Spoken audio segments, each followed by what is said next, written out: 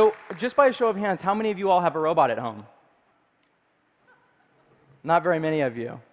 OK, and actually, of those hands, if you don't include Roomba, how many of you have a robot at home? OK, so a couple. That's OK. That's the problem that we're trying to solve at Remotive, that I and the other 20 nerds at Remotive are obsessed with solving. So we really want to build a robot that anyone can use, whether you're 8 or 80.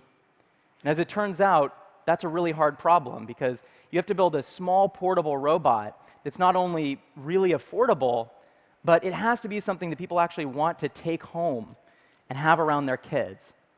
This robot can't be creepy or uncanny. He should be friendly and cute. So meet Romo.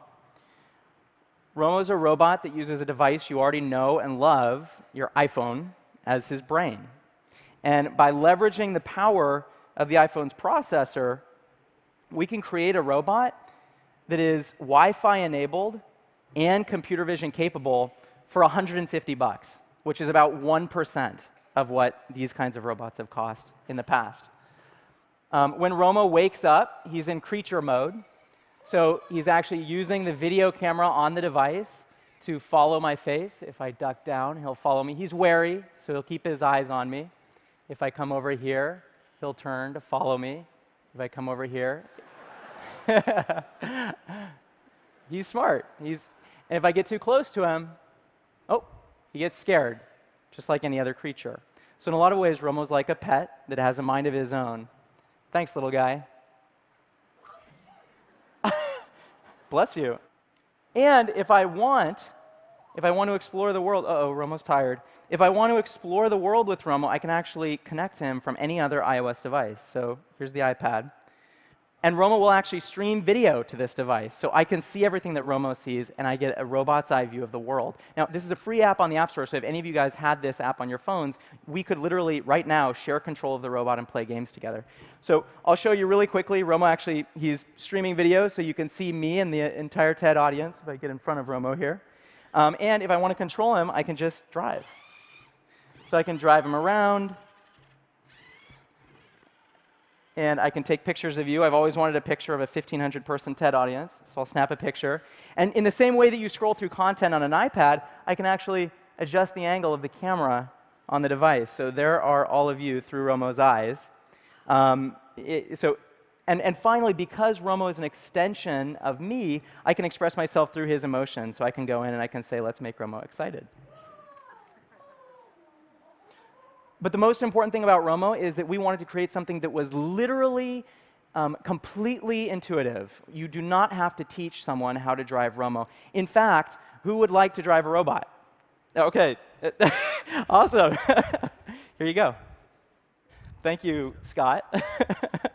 And even cooler, you actually don't have to be in the same geographic location as the robot to control him. So you can imagine, so he actually streams two-way audio and video between any two smart devices. So you can log in through the browser, and it's kind of like Skype on wheels. So we were talking before about telepresence, and this is a really cool example. You can imagine an 8-year-old girl, for example, who has an iPhone, and her mom buys her a robot. That girl can take her iPhone, put it on the robot, send an email to grandma, who lives on the other side of the country. Grandma can log into that robot and play hide-and-go-seek with her granddaughter for 15 minutes every single night, when otherwise she might only be able to get to see her granddaughter once or twice a year. Thanks, Scott.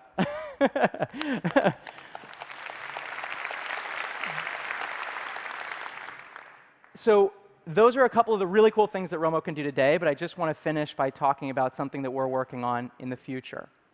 This is actually something that one of our engineers, Dom, built in a weekend. It's built on top of a Google Open framework called Blockly. This allows you to drag and drop these blocks of semantic code and create any behavior for this robot you want. You do not have to know how to code to create a behavior for Romo.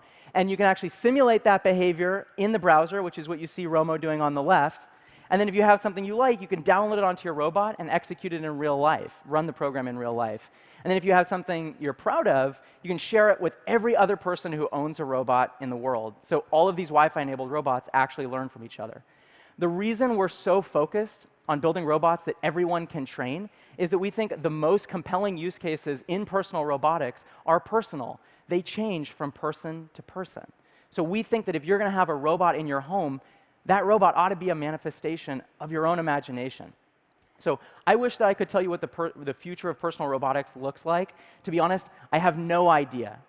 But what we do know is that it isn't 10 years or $10 billion or a large humanoid robot away.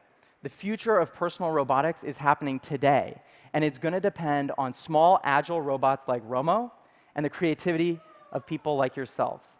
So we can't wait to get you all robots, and we can't wait to see what you build. Thank you.